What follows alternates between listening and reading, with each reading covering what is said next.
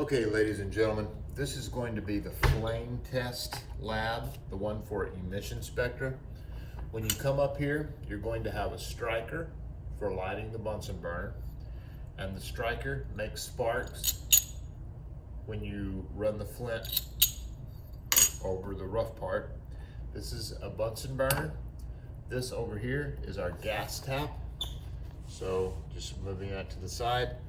The gas tap is off when it's in the 90-degree angle position, either facing the wall or pointing away from the wall. Either one is off. It is on when it's in line with the pipe. Okay, so 90 degrees is off, on is in line with the pipe. The Bunsen burner has got two controls on it.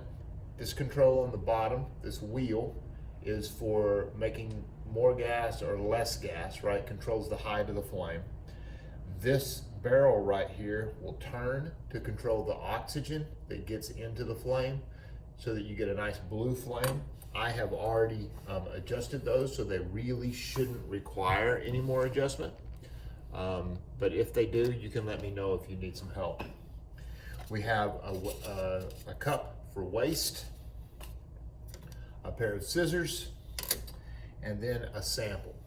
Now notice the sample, it says lithium chloride. That is our compound, all right? So I'm just gonna write that right here, LiCl, all right?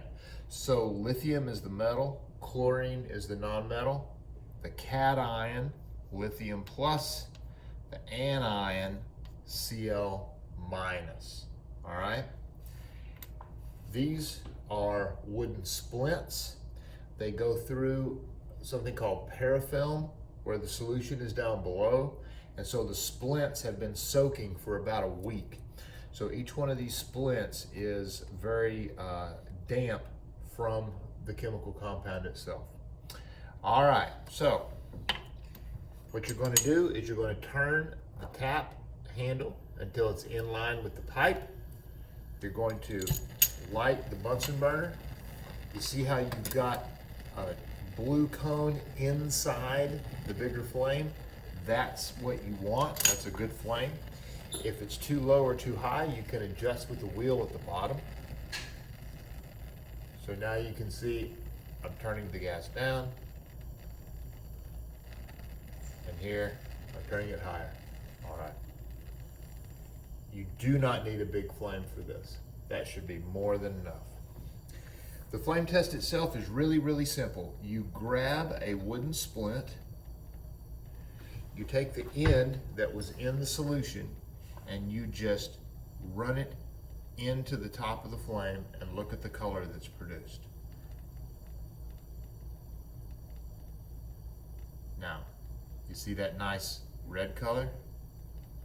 That's what you're looking for. As soon as you see the color, you just simply write it down in your lab. I've got a nice red color. If you want to see it some more, you can dip it back into the solution, get a little bit more solution, and put it in there to see the color. Now, that is it. That is the whole thing. You do not need to do anything else, okay? If the end of your wooden splint has got any charring at all, then what you do is you simply put it over the waste beaker, and then you snip the end off with your pair of scissors. Then you put your wooden splint back into the solution, okay? There should be no smoke and no charring. If I see smoke or charring in my laboratory, that means you're holding the splint in too long, and you're doing that on purpose, and I am going to remove you from the laboratory, okay?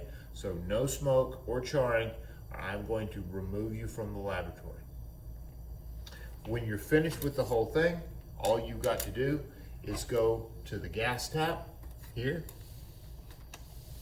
excuse me, right there, and turn it 90 degrees, one way or the other. Let's be safe, look at the pretty colors, write them down correctly so that we can draw the correct conclusions.